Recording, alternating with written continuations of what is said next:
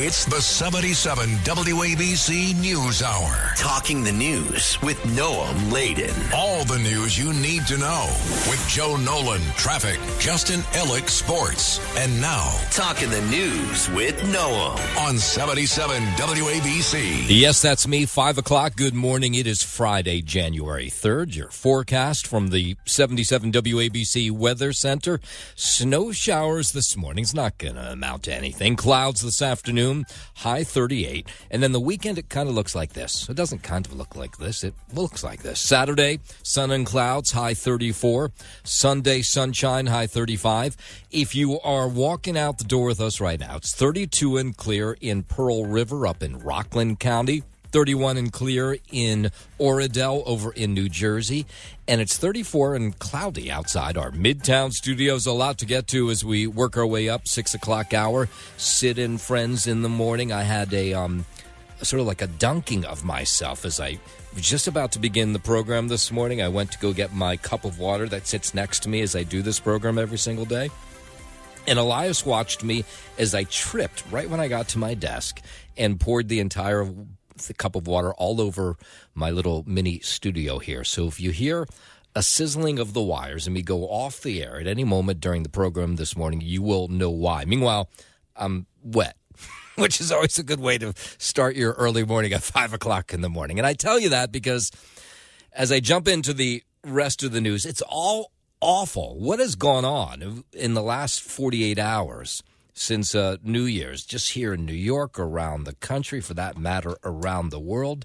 Just one awful shooting, one awful terror attack after another, including this one that took place in Jamaica, Queens, late yesterday. It was so we are at Friday. So this was late Wednesday night.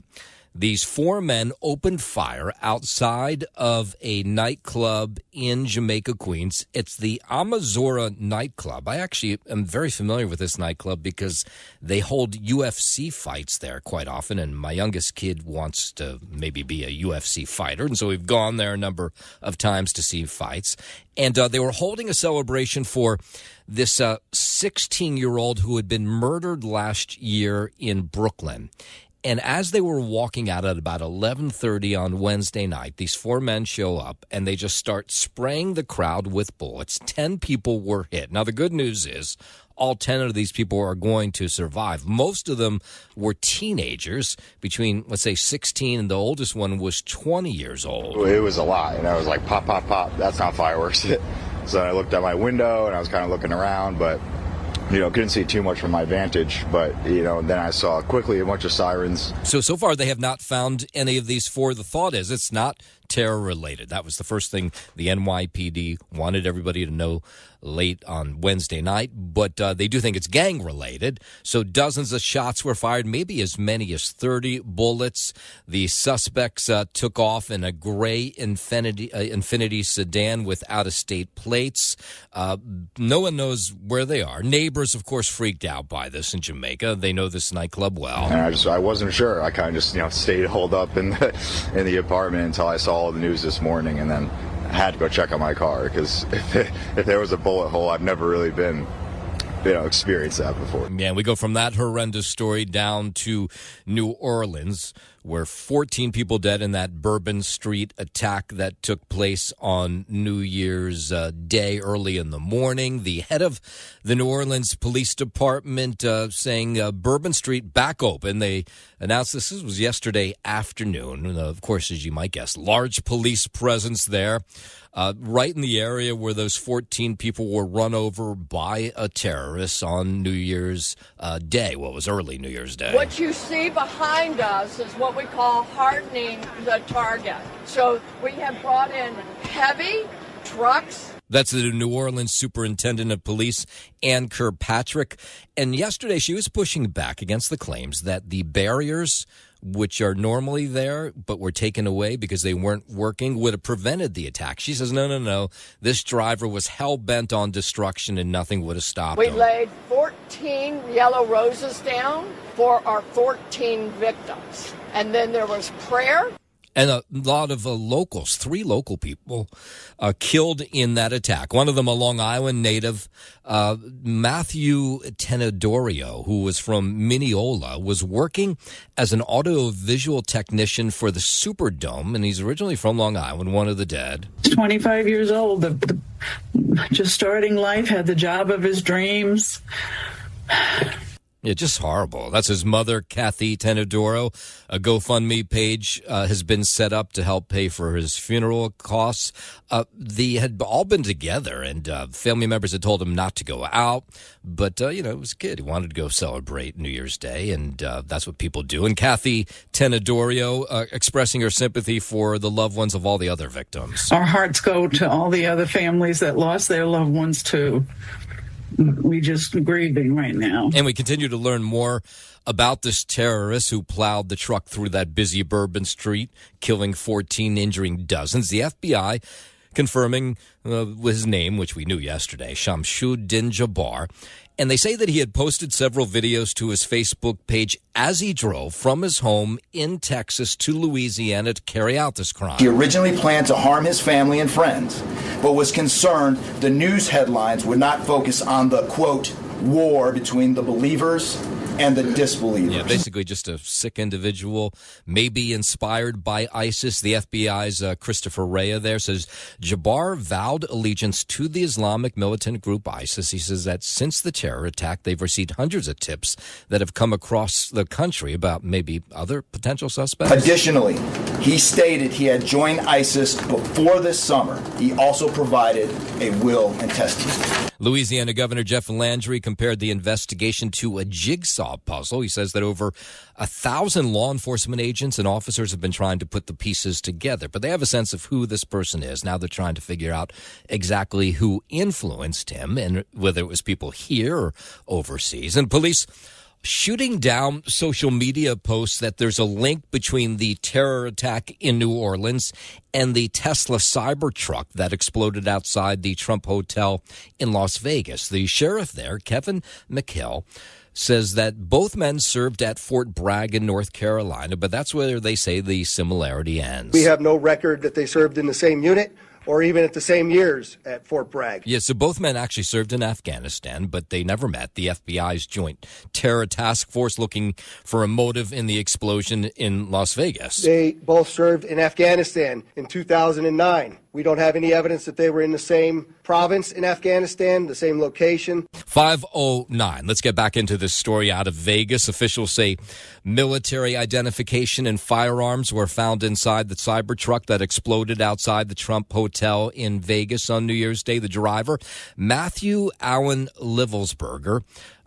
Too early to confirm exactly what his motive was. The subject inside wasn't able to be removed for a very long period of time because he was burnt beyond recognition.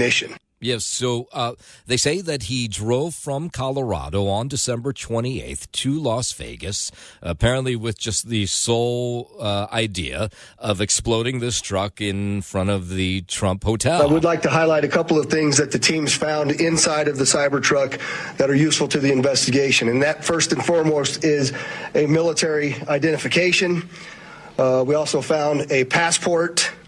We found a Desert Eagle 50 caliber semi-automatic pistol. So they're trying to figure out what his motive was, what he was trying to do. And so as I'm calling it now, the subject or person of interest, I will not come back until I have the confirmation through DNA or medical records that this is indeed, in fact, the subject inside of the vehicle.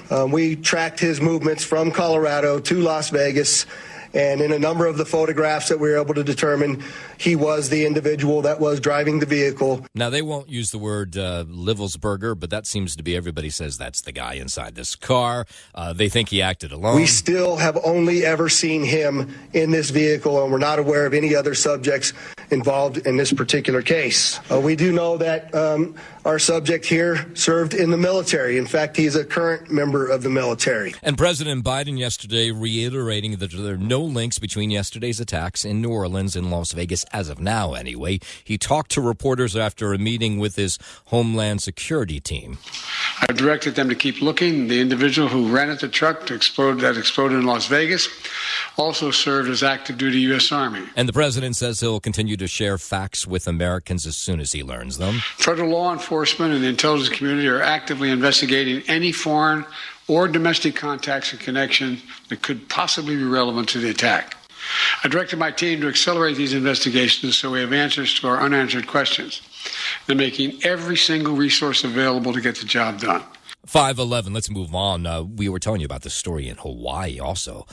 We have more details. 3 women are dead, more than 24 wounded after that major illegal fireworks explosion at a home in Hawaii on New Year's. Officials say a New Year's Eve party was taking place in the carport of a 3-story home when a bundle of lit fireworks fell over, setting off a chain reaction. Liz Kreutz has more. It was a cake bomb, essentially. It was a bomb. It was fireworks, but they were put together in a way that they were so explosive they took the table down.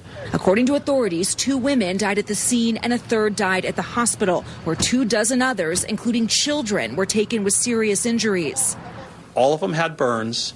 Many of them also had shrapnel injuries. Hawaii's Governor Josh Green is calling for legislation making it a felony to possess large fireworks over 50 pounds. I'm Lisa Taylor. WABC News Time 5:12. The FBI says it disrupted an alleged plot to kill employees of a pro-Israel organization on the first night of Hanukkah. Recent court documents claim that Forrest Pemberton of Gainesville, Florida, traveled to the South Florida offices of the American Israel Public Affairs Committee just before Hanukkah to scout the area and return later with concealed firearms.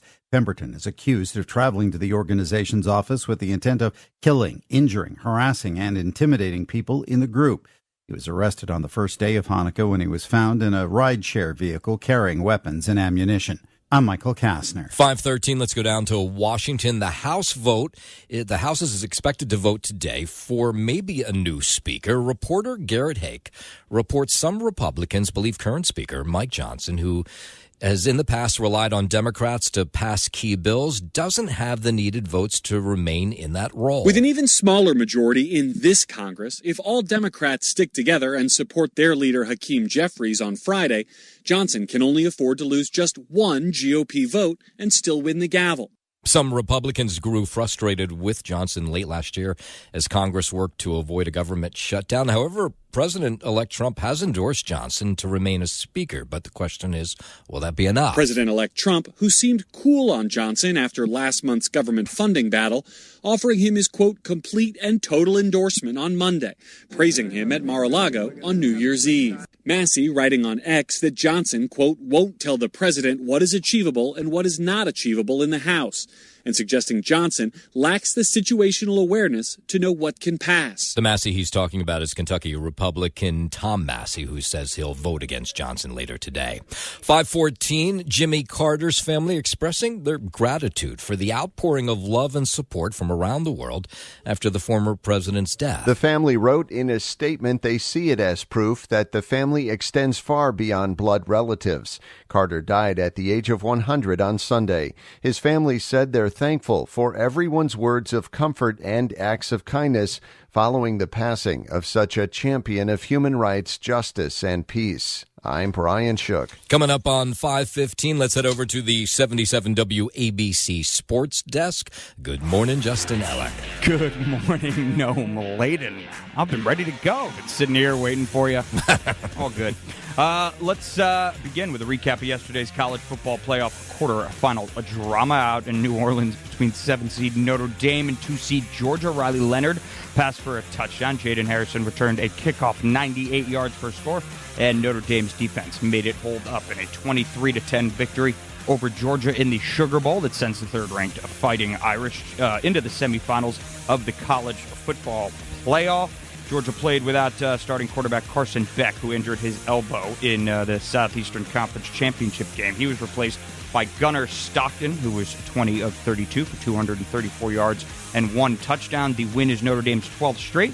That sets them up for a date with 6-seed Penn State come the Orange Bowl in Miami next Thursday. Back locally to the ice at the Garden, where Mika Zibanejad and Brett Berard scored in the first period, and Jonathan Quick made 32 saves as the Rangers beat the Boston Bruins 2-1 to snap a 4-game losing streak. The Rangers won at home for the first time since December 6th, as Quick was steady in place of injured starter Igor Shesterkin to get his 399th victory.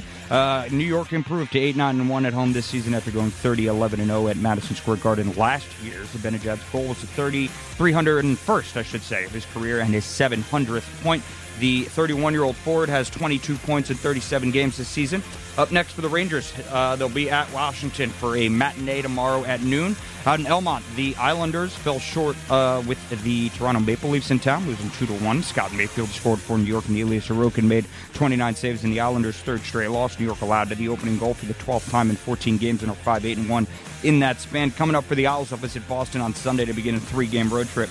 Checking in on the NBA hardwood out in Milwaukee, where Cam Johnson scored 26 points. Cam Thomas had 24, and the Nets withstood a frantic Milwaukee comeback attempt down the stretch to beat the Bucks 113-110. Brooklyn went 3-1 against the Bucks this season, including 2 wins at Milwaukee over the last 8 days. The last time the Nets beat the Bucks as many as 3 times within the same regular season was back in 2013 to 2014. Their last basket came with just under 7 minutes left, but they still found a way to win. Up next for Brooklyn, they'll welcome in the 76ers tomorrow night. Finally, the regular season schedule in the NFL wraps up this weekend with a full slate of Week 18 action all weekend long. Locally, not that it matters in either case. The 3-13 Giants will visit the 13-3 Philadelphia Eagles Sunday at 1 p.m. as 3-point underdogs before the 4-12 Jets. Just 3 points? Yeah. I guess because the Eagles are sitting everybody, right? Yeah. The Eagles are going to be resting, everyone pretty much. Their third-string quarterback will be starting. Obviously, Saquon Barkley, that big news that he will not be playing in that game, going for the all-time single-season rush record. So, the only question there for the Giants is if you win the game, you really lose still a good position in that draft order. So I know the players and coaches aren't thinking about that going out there, but I'm sure the fans will be. And as for your 4-12 Jets, they'll welcome in the 8-8 Miami Dolphins at 4:25 p.m. as 1-point underdogs. Aaron Rodgers' last game, maybe, right? Maybe. He acknowledged that. He did say, I'm big-time grateful for the last 20 years. He definitely acknowledged that it could be his last. He did say, though, Noam, that he will not need a darkness retreat this time around to try and to help I can love him. Yeah, make that hard decision. So we'll see what Rodgers decides. He'll decide sometime before free agency, so it's not like you're going to find out tomorrow. That's your Sports Gnome. I'm Justin Ellick on 77 WABC. The out to Chicago. Chicago Police Superintendent Larry Snelling says the city's coming off a year that actually saw a drop in murders and shootings. Right now, we've recorded the lowest number of homicides that we've seen since 2019. We've seen a 7% reduction in shootings and a 4% reduction in shooting victims compared to the year of 2023. But there still were 573 murders in 2024. That is down from 620 in 2020. There were also 169 fewer shootings in 2024 than the previous year. While this year's work proves progress, we know there is still more work to be done. We will build on these efforts and double down on the work that we've accomplished in 2024. WABC News Time 520. A man under arrest for attempting to take over one of those Waymo robo-taxis. Police found the man behind the wheel of the driverless vehicle in downtown Los Angeles Thursday morning. He could not operate the car because Waymo technicians disabled it remotely. The man initially refused to exit the vehicle, but as police approached behind a riot shield, they were able to open the door and pull him out. He was taken away in handcuffs. I'm Phil Hewlett. One of the new California laws that's now in effect allows marijuana dispensaries to make and sell food, turning them into sort of like an Amsterdam-style cannabis cafe. The legislation was pushed by one Democrat in San Francisco who says this is good. We're missing this huge opportunity for California to be a destination for cannabis, just like we are for wine. Yeah, so I guess the idea is if you get people high, they usually get hungry. And if you have food in the dispensary, well, then you win twice, selling the weed and then selling them food. This state assemblyman, Matt Haney, he was on Fox News. He says he likes the ideas of these dispensary-type bars. He says it's like a regular bar where you go to get a drink. Many people want to enjoy cannabis socially.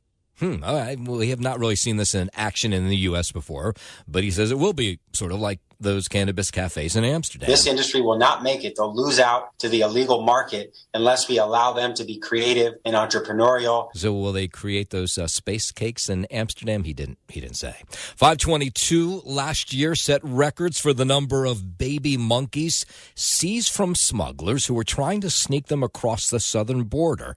It is frustrating for experts who say the nation's appetite for exotic pets is showing no signs of slowing down. There are a lot of folks out there that see these things as an impulse buy and have no idea how complicated they're going to make their lives. Yeah, I would think it'd be dangerous to take a monkey home. Dante Finello, who you just heard there, he's at the San Antonio Zoo, says the monkeys are much stronger, dangerous than people realize. And he says that's only the start. It's just this, it never ends well. It never does. Yeah, remember that woman in Connecticut had her face pulled off. I mean, things do happen. But he says social media is definitely influencing this trend of people trying to get monkeys. And since there's the appetite for monkeys, people are trying to sneak them across the southern border, and they're doing so successfully. They tend to paint things in a certain way that maybe don't cover all of the aspects, right? The latest monkey smuggling attempt was right before Christmas. People were trying to get those monkeys as a Christmas present. 523, the World Health Organization urging China to share its COVID data related to the start of the pandemic. The organization said in a statement this week that without transparency, sharing, and co-cooperation among countries, the world cannot adequately prevent and prepare for future epidemics and pandemics. Some scientists think that COVID transferred from animals to humans, but others suspect it escaped from a laboratory in China. China in the past has rejected the lab theory. The country has not responded to the World Health Organization's request. I'm Mark Mayfield. 524, the FBI has a message for sports leagues about burglars targeting professional athletes while they're out of town. Experts say the same warning goes for normal people who have a bad habit about posting their vacation plans on social media. They say, yeah, burglars are looking at those and saying, hey, this is a house to hit up. Some people even put pictures of their boarding passes where you can see that the person boarded first class, and it also shows the return date. Yeah, if you see somebody with a first-class boarding pass, you say, hey, they probably have a nice house with things to steal. That's Tarleton State University criminology professor Alex DeCarmen says the bad guys have become more sophisticated about how they find victims. They troll social media looking for easy targets that flash their fancy watches. The latest NBA victim is Luka Doncic, whose home was burglarized while he was playing in Phoenix. Be cognizant of what their teenagers are doing in social media as they are away from home. Yeah, so it's just dangerous. I mean, it just makes sense. Don't broadcast to the world that you're on vacation. You know, if you're going to share those photos with friends. Do not post any pictures while you are away from home to let bad guys know that no one is at your property. Yeah. 525. Automakers will have a sizable presence at next week's CES in Las Vegas. Baby, you can drive my car. The electronics show has been a showcase for cutting-edge tech since the first one back in 1967. This year will feature offerings from Scout, BMW, Toyota, Honda, and Suzuki, with Volvo and Waymo contributing keynote speakers. Everything from new electric vehicle offerings to dashboard tech, and even drones will be on display. The show runs from January 7th through the 10th. I'm Michael Kastner. WABC News Time 525. A blast of winter weather will chill much of the country in the coming days as a low-pressure system moves south, bringing Arctic air from Canada with it. It's pretty cold this morning. Meteorologist Angie Lassman says temperatures will drop in parts of the Midwest, the South, and right here in the East. Look what happens, though, by the time we get into the weekend. Just 13 degrees for Minneapolis on Saturday. We see 20s for Chicago. Even New York City dropping down to those low 30s by the time Monday rolls around. Some areas could have heavy snow, dangerous wind chills. Parts of the South actually could experience sub-freezing temperatures that could threaten citrus crops. About 5 million people in several states under winter weather alerts. We've got 5 million people under these winter alerts, and most of it downwind of the lakes. That's where we, of course, will see that lake effect snow be ongoing over the next couple of days, even into the weekend and potentially beyond. Yeah, so we're going to see some snow flurries this morning. It's not going to amount to anything, but then we're going to see some snow on Monday, at least here in the city, just maybe an inch or so. 526 all across the country. New Year's resolutions are being made and have already been broken. According to a new poll, saving money tops the list for 2025. Other popular resolutions include eating healthier, exercising more, losing weight, and spending more time with family and friends. Some 43% of those taking part in the Statista survey said that they're not making any resolutions in the new year. I'm Mark Mayfield. Yeah. It's the 77 WABC News Hour. Talking the news with Noam Laden. All the news you need to know with Joe Nolan, traffic, Justin Ellick, sports. And now, Talking the news with Noam on 77 WABC. Yes, that's me, 5:34. Good morning. It is Friday, January 3rd. Your forecast from the 77 WABC Weather Center. Snow showers this morning, clouds this afternoon, high 38. And then the weekend looks like this. Saturday, sun and clouds, high 34. Sunday, sunshine, high 35. If you are walking out the door with us right now, so happy you are, it is 32 and clear in Pearl River up in Rockland County, 31 and clear in Oradell over in New Jersey, and it's 34 and cloudy right outside our Midtown studios. We'll start this half hour in New Jersey, where lawmakers are trying to make this last-ditch effort to stop congestion pricing, which is set to take effect on Sunday. Get ready, yeah. You'll have to shell out this dough. I don't think you're going to be able to stop this. Jim Kirkos is with the Meadowlands Chamber of Congress. He's among a number of elected officials and business leaders who stood at the George Washington Bridge yesterday to highlight that congestion pricing will lead to more traffic and pollution in northern New Jersey. When the science the state is in possession of shows that there is more environmental risk than they acknowledge. That in itself demonstrates that the MTA does not possess the moral authority to impose a program. They are hoping that a judge who set a hearing yesterday on the matter, well, actually the hearing will take place today, will stop the program from starting on Sunday. Judge recently said he wanted more information from the feds and the MTA on the tolling program, but did not say his ruling whether the program should be delayed in the process while they wait for that information to come in. New York proposed not a single solution or a single penny to address the health and environmental impacts on northern New Jersey communities, including right here in Fort Lee. Yeah, so the thought is more people will take the George Washington Bridge to get into the city because you don't get tolled until you get to 60th Street in Manhattan. Of course, George Washington Bridge is in Upper Manhattan. So the thought is pollution, congestion will get a whole lot worse over there, and that may be true. I guess we won't really find out until the Monday morning commute. One of the kids who works in the garage where I park my car here in Manhattan, first thing when I got out of my car this morning, he said, horrible what's happening. I didn't know what he was talking about. He said, Sunday I'm going to have to pay more money to come to work because he has to drive in before he comes in. And that's the kind of people that are going to be hurting. This guy doesn't make a lot of money, and now you're going to charge him an extra $7, $8, $9, whatever he has to pay. I don't know what time he comes in the morning, but that's a lot of money. Bergen County Commissioner Tom Sullivan says congestion pricing will bring lots of pollution, lots of problems. This plan, which is being sold as a solution to reduce congestion in Manhattan, is nothing more than a cash grab that will negatively impact our communities. Yeah, so that hearing will happen a little later this morning. Whether the judge will stop traffic congestion pricing in its tracks, we'll have to wait and see. 5:38. A woman's been charged after a postal worker was stabbed to death inside a deli. He was on the job. This was in Harlem yesterday afternoon. So Jaya Cruz, this 24-year-old, she's the one who's been charged with murdering a 36-year-old postal worker. What we're being told is officers responded to this deli on Lenox Avenue. It was about 2:30 yesterday, and they found this postal worker had been stabbed, slashed multiple times inside the deli. Apparently, the two had gotten into a fight of whose order had gone in first for a sandwich. I know the guys who deliver milk. And just like that, he's gone. It's very scary. It's very, very scary. And people who know this postal worker well say, nice guy, not somebody who should have been stabbed. All I'm going to say is he was a nice young man. That's it.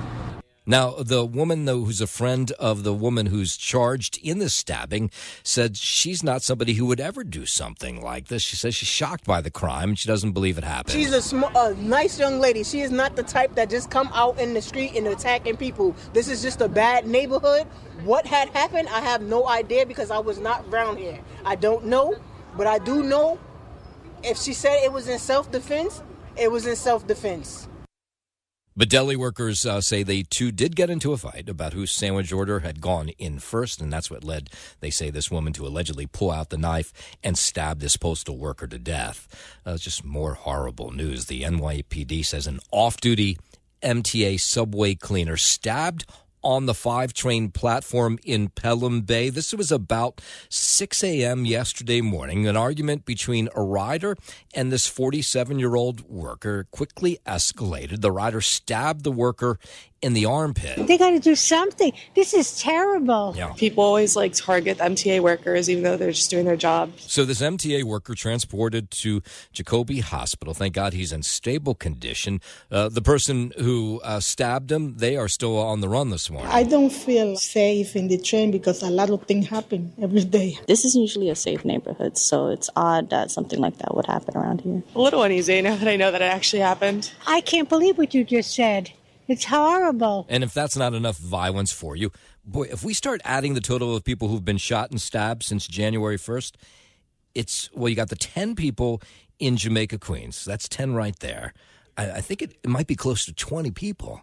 I'm going to keep going here, but it's just very distressing, including this 17-year-old who was shot near the Dr. Susan McKinney Secondary School of the Arts in Fort Greene, Brooklyn yesterday. The shooting happened near a deli. Police say the teen was on his way to school when he was shot in the stomach. He managed to run about 200 feet to the school where he got help from the school safety agents who were working there. This world is going crazy. Yeah. It's really, really crazy. When we got here and we saw all the police vehicles and stuff out here, at first we didn't know what happened, and I was worried for his safety. That teenager taken to Methodist Hospital, thankfully stable condition. He's going to survive. We don't know if he was targeted, but police haven't given us much information. They may just not know yet themselves. Doesn't really happen much in this neighborhood, and that's really upsetting. It definitely keeps me eyes open and, alert. And police say the person who shot him raced away from the scene. So far, they have been unable to find him. And then we're getting the latest information on that shooting we were talking about in Jamaica, Queens. 4 people they believe to be gang members opening fire outside the Amazura nightclub. This was 11:30 p.m. on Wednesday night. Mostly teenagers inside this nightclub who were there celebrating the life of another teenager who had been killed in Brooklyn last year when these 4 men showed up and started firing at the crowd as they came out. It was a lot, and I was like, pop, pop, pop. That's not fireworks. So I looked out my window, and I was kind of looking around, but couldn't see too much from my vantage, but, then I saw quickly a bunch of sirens. That's Ian Selesky, who lives nearby. Dozens of shots fired, leaving 6 females, 4 males between the ages of 16 and 20 with non-life-threatening injuries, but they were still shot. The suspects took off in a gray Infiniti sedan with out-of-state plates. Police still looking for them. I wasn't sure. I kind of just, stayed holed up in the apartment until I saw the news this morning, and then I had to go check on my car because if there was a bullet hole, I've never really been, experienced that before. Just frightening. But what's really frightening is how much violence there has been since the clock struck midnight on January 1st. 5:43, a 20-year-old's been arrested after he broke into Gracie Mansion and stole a Christmas ornament. This was the early morning hours of New Year's Day. About 4:30 a.m., police say Michael Armando jumped a fence to the property. That's, of course, where the mayor lives, Gracie Mansion. He made his way to the second floor where he was spotted inside a bathroom near some bedrooms by a police officer. During an interview at a local police precinct, Armando showed detectives a cell phone video he took of himself removing a Christmas ornament from a drawer in the house. He turned over the ornament and several other items, which they didn't tell us what they were, to police. Apparently, this guy's kind of well-known in the neighborhood. He lives a few blocks away. The mayor, he was not home at the time of the pre-dawn incident. As you know, the mayor's a guy who likes to stay out late at night, assuming maybe that's why he wasn't home, or maybe he was with his girlfriend in Fort Lee, where she lives in an apartment building there. But this burglar, he's been charged with 2 counts of burglary, due back in court on Monday. But lots of people scratching their heads saying how this guy was able to get so close. inside the mayor's residence inside Gracie Mansion on New Year's Eve.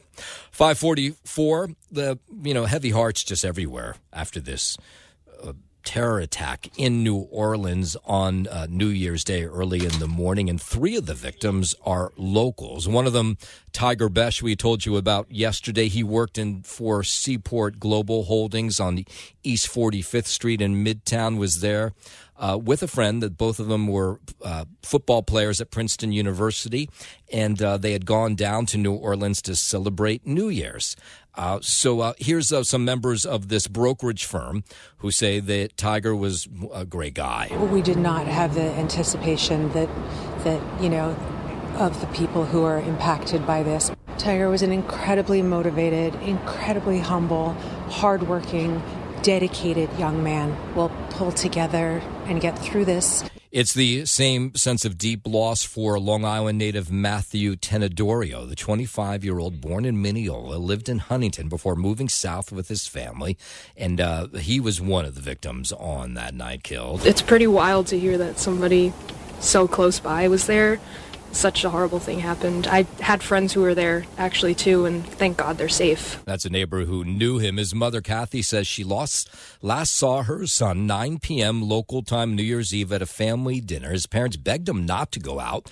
They were worried about violence in New Orleans, but he wanted to go celebrate New Year's. As time goes by, I'll see something that reminds me of him, and I'll break down. I know that's going to happen. Yeah, and Homedale High School graduate's been identified as one of the victims in the New Orleans truck attack as well. Billy DeMayo, 25, grew up in East Side, Long Island before attending Homedale High School, where he played lacrosse. All right, 5:46. Let's head over to the 77 WABC Sports Desk and Justin Ellick. Thank you, Noam. I'll start here with a recap of yesterday's final college football playoff quarterfinal in New Orleans between 7-seed Notre Dame and 2-seed Georgia. Riley Leonard passed for a touchdown. Jaden Harrison returned to kickoff 98 yards per score, and Notre Dame's defense made it hold up in a 23-10 victory over Georgia in the Sugar Bowl that sends the third-ranked Fighting Irish into the semifinals of the college football playoff. Georgia played without starting quarterback Carson Beck, who injured his elbow in the Southeastern Conference Championship game. He was replaced by Gunnar Stockton, who was 20 of 32 for 234 yards and 1 touchdown. The win is Notre Dame's 12th straight and sets him up for a date with 6-seed Penn State come the Orange Bowl in Miami next Thursday.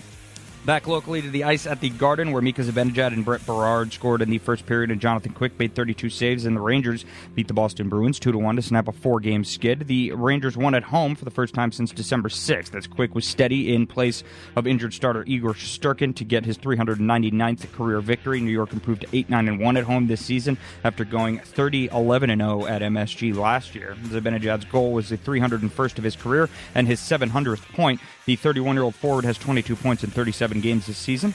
Up next for the Rangers, they'll be at Washington for a matinee tomorrow at noon. Out in Elma, the Islanders fell short with the Toronto Maple Leafs in town, losing 2-1. Scott Mayfield scored for New York, and Ilya Sorokin made 29 saves in the Islanders' third straight loss. New York allowed the opening goal for the 12th time in 14 games and are 5-8-1 in that span. Coming up for the Isles, they'll visit Boston on Sunday to begin a 3-game road trip. Checking in on the NBA hardwood out in Milwaukee, where Cam Johnson scored 26 points. Cam Thomas had 24, and the Nets withstood a frantic Milwaukee comeback attempt down the stretch to beat the Bucks 113-110. Brooklyn went 3-1 against the Bucks this season, including 2 wins at Milwaukee over the last 8 days. The last time the Nets beat the Bucks as many as 3 times within the same regular season was back in 2013. Their last basket came with just under 7 minutes left, but they still found a way to win. Up next for them, they'll welcome in the 76ers tomorrow night. Finally, the regular season schedule in the NFL wraps up this weekend with a full slate of Week 18 action all weekend long. You do have 2 games tomorrow, 2 AFC games for all you gambling addicts out there. Locally, not that it matters in either case, the 3-13 Giants will visit the 13-3, I should say, not the 3-13 Philadelphia Eagles. I got it backwards, Noam Maladen. That's Sunday. We wish it was that way.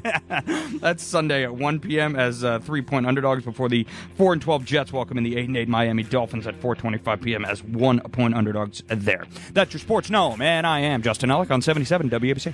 NYPD Increasing security following those terror attacks in Vegas and New Orleans. NYPD says it's picked up patrols near Trump Tower in Times Square. Lots of famed landmarks, just making sure everything is okay as a precaution. And New Yorkers say they're kind of used to this drill. Every time there's a terror attack somewhere else in the country, or for that matter, around the world, police presence gets beefed up here in New York City. No, I'm not. I go to work, I go home. No, I'm fine. I feel secure. I pretty much feel safe. I keep to myself, but I just steer clear of what I think might be sketchy. Now, let me point out that NYPD Commissioner Jessica Tisch says there's no credible threats to New York City, but the department, they say, are working with federal partners to continue monitoring events around the world. I would rather feel safe because in this neighborhood, around Christmas, around the UN General Assembly, all other times, this place is a complete lockdown, and I feel completely safe in this neighborhood. Yeah, and you talk to most New Yorkers, they say, look, even if it's inconvenience for a moment or two, they got to walk a couple blocks to get around the security, they feel safe. In that sense, yes, it can be a little bit of an inconvenience, but on the flip side, would you rather be not safe and have convenience, or inconvenienced and feel safe? Pick your choice. WABC News Time 551.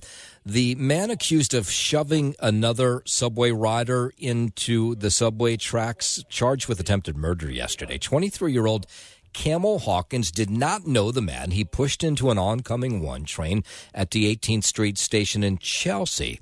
And New Yorkers say this is just part of this trend of crime on the subways that's no longer shocking to them, but makes them constantly look over their shoulders. I do not understand why did he do that, because he seemed like a normal person, just randomly, like it can happen to us right now. You got these people now, they don't help. They just want to take out their phones, videotape, and watch the crime happen.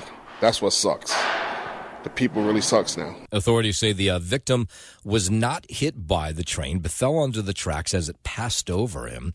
It comes after this string of attacks on the subway, including 2 stabbings New Year's Day. Of course, there was that woman set on fire, burned to death on the F trains.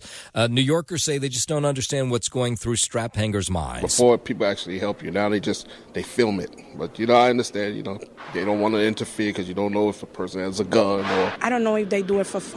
They do it for followers. Who knows? Maybe somebody was, recording him and he just do it for fun. You never know. It doesn't really surprise me anymore, and that's sad to say. This is New York. There's crazy people out there. It's like a almost everyday occurrence. Something happens on the train, so it's nothing new. No, you got a lot of mental disturbed people out here that needs help. They can't get help, and they do crazy stuff. You just got to keep an eye out for people. Yeah, that's what it is. It's the people who need mental health help are apparently not getting it, and they're the ones that, for the most part, are shoving people onto the track, doing awful things down below on the subways. 5:53, the FBI searching 2 properties belonging to former NYPD Chief of Department Jeffrey Madry. This took place yesterday morning. The search has come as NYPD Commissioner Jessica Tisch announced he has been formally suspended from the force. Now, he had already quit the force. Exclusive video shows items being taken out of Madry's home in Cambria Heights, a few miles away. FBI agents and NYPD's Internal Affairs Bureau was searching another property in Rosedale. Now, if you haven't been following this story, Madry resigned from his role as the department's highest-ranking uniformed officer in December amid sexual misconduct allegations. He's accused of trading sexual favors in exchange for overtime. The woman who's making the accusations filed a complaint with the EOC saying that the alleged abuse started last year and continued up until last month. And Madry says there's nothing going on here. He says his lawyer spoke for him late last week when these charges came to light. We can tell you now those allegations are a lie. They're not true. We deny every aspect of them. So now, according to publicly available payroll data, this woman who's making the accusation says made a salary of more than $164,000 last year, but after overtime was factored in, she took in over more than $400,000. It's not clear why the allegations have turned into a federal investigation. That part we don't know.